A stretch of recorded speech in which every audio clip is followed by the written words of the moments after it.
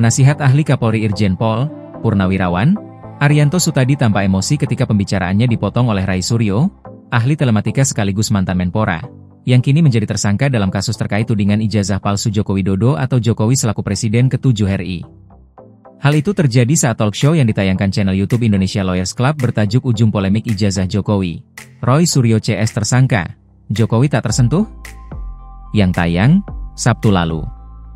Awalnya Irjen Pol, Purnawirawan, Arianto memiliki kesempatan berbicara dan menerangkan soal kronologi Polda Metro Jaya menetapkan tersangka dalam kasus tudingan ijazah Jokowi. Berbeda saat Bareskrim mendalami aduan masyarakat atau Dumas terkait ijazah palsu yang diduga digunakan Jokowi dan dihentikan penyelidikannya.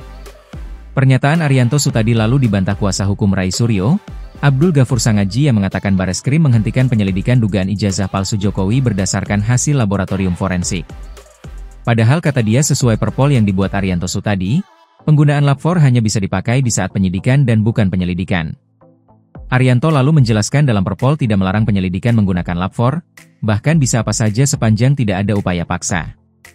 Pada saat Arianto dan Abdul Ghafur tengah adu argumen, disitulah Ray Suryo dianggap memotong pembicaraan oleh Arianto yang mengatakan perdebatan soal perpol tidak akan selesai.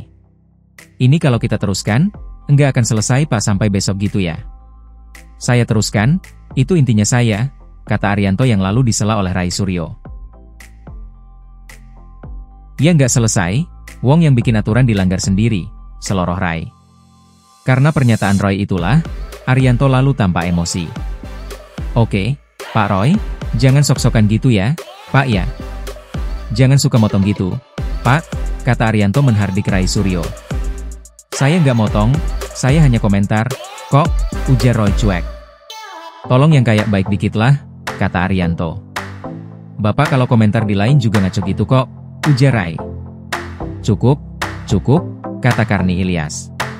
Saya itu mencoba sabar Pak ya, saya masih ingat bahwa kita tuh negara yang beradab, ujar Arianto. Arianto lalu meneruskan penjelasannya dan menyatakan sebelum menetapkan tersangka, penyidik memeriksa ratusan orang mulai dari saksi dan keterangan ahli. Jadi saat Polda Metro menetapkan tersangka, setelah cukup lama kasus ini tidak jelas, saya lega. Artinya memang polisi bekerja mendalami kasus ini, kata Arianto. Arianto mengaku tidak sependapat dengan pernyataan sejumlah pakar yang mengatakan untuk memproses hukum kasus ini, mesti disimpulkan dahulu bahwa ijazah Jokowi adalah asli melalui penetapan pengadilan. Kuasa hukum Ray Suryo, Abdul Ghafur Sangaji menyoroti langkah Polda Metro Jaya yang menetapkan sejumlah orang sebagai tersangka, namun tidak menunjukkan bukti utama yang dipersoalkan publik, yakni ijazah asli Jokowi.